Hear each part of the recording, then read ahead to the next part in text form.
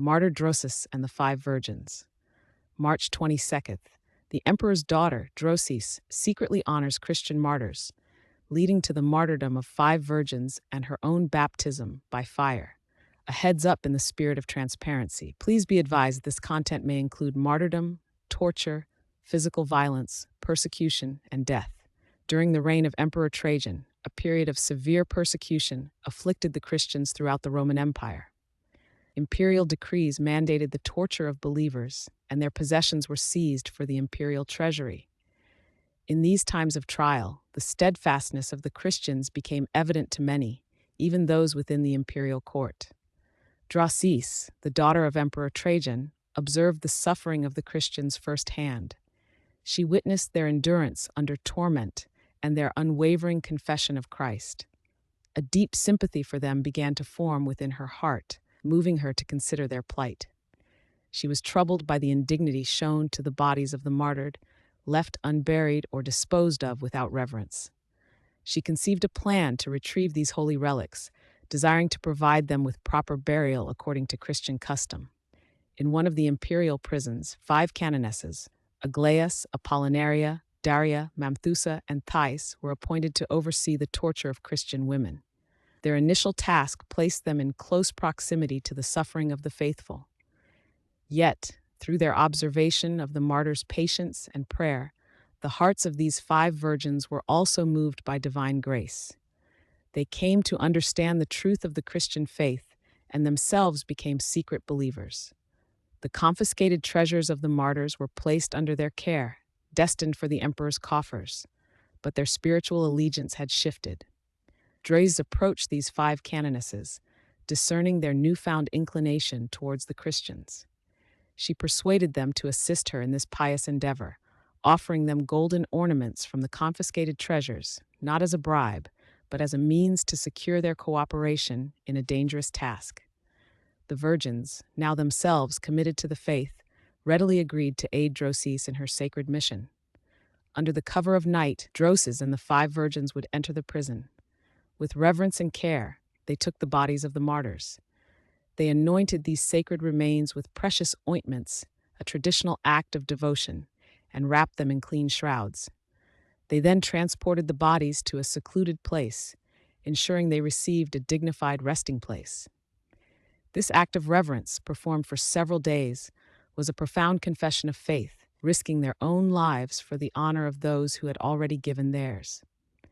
An advisor to the emperor, named Adrian, noted a decrease in the imperial treasures. He informed the emperor, who then devised a scheme. Trajan ordered the remaining treasures to be placed in a public location, alongside a bronze furnace. An announcement was made. Any Christian who renounced Christ and offered sacrifice to the Roman gods would receive treasures from the pile. No Christian came forward to accept this offer. When no Christian renounced their faith, Trajan's wrath intensified. He commanded the 5 canonesses, Aglaïas, Apollinaria, Daria, Mamthusa, and Thais, to be stripped and cast into the red-hot furnace.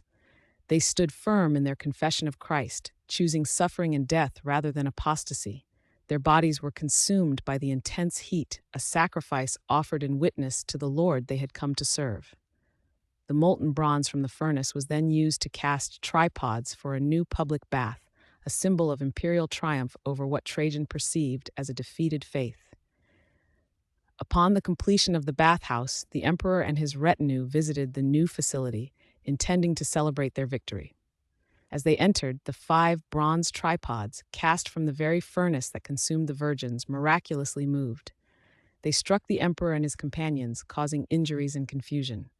One tripod, by divine power, spoke, proclaiming, "The virgins whom you have slain are driving you out."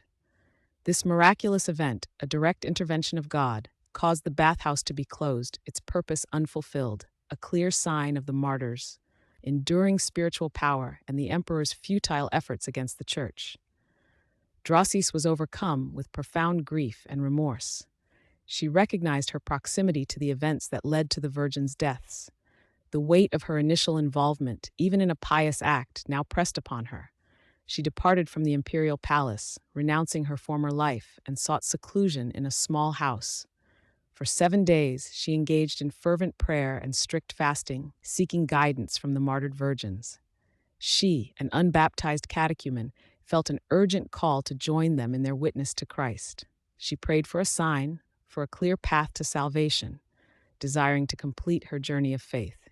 On the 8th day, a vision appeared to Drosís, instructing her to go to the furnace where the virgins had suffered their martyrdom. This was the place appointed for her own confession. Drosís, understanding the divine summons, took the remaining myrrh, a symbol of anointing and readiness for sacrifice. She anointed herself, an act akin to chrismation, and with unwavering faith invoked the name of the Holy Trinity. With this profound act of self-offering, she cast herself into the flames, thereby receiving a baptism of blood and martyrdom. Her sacrifice completed her confession of faith, uniting her with Christ through suffering and death, for she had no opportunity for water baptism. Thus, Saint Drosís, daughter of the persecuting emperor, sealed her repentance and faith with her own life. She joined the 5 holy virgins, Aglaïas, Apollinaria, Daria, Mamthusa, and Thais, in the heavenly choir of martyrs. Their witness stands as a testament to the power of conversion, the steadfastness of faith, and the grace of God which transforms even those in proximity to power into instruments of His divine will. The Church remembers their sacred memory on March 22nd, honoring their courage and their ultimate devotion to Christ.